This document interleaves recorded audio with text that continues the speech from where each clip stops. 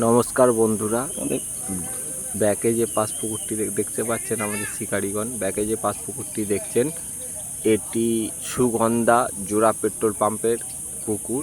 এখানে সারাদিনের রেজাল্ট টুকটাক ভালোই হয়েছে। আমরা 16 নম্বর সিটে বসেছিলাম।